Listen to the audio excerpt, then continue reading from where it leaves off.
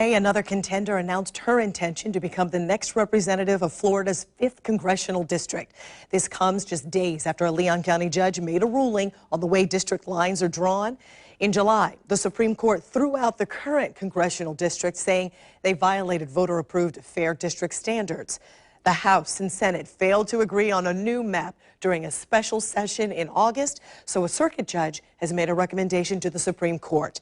Channel 4's Kumasi Aaron joining us live with more on the judge's decision and what this means for our area. Kumasi. Well, Joy, some experts are saying that this is actually a win for Democrats because they could potentially pick up more seats. Remember, though, it still has to be approved by the Florida Senate. But here is what it could mean for people vying for those seats here in our area. They could have to reach out to a totally new group of voters. Florida's new congressional map is one step closer to completion.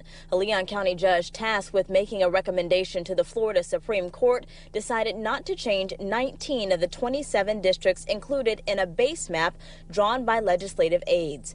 The other 8 districts in South Florida will see some changes. It's a win for Democrats to some extent. Now, the previous maps that were redrawn were probably going to look about the same anyway.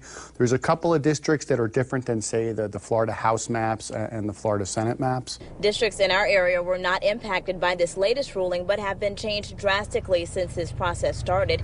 Take District 5. Instead of stretching from Jacksonville south to Central Florida, it now stretches from Jacksonville west to Tallahassee. The Florida Supreme Court considered District 5 to be gerrymandered. God bless America.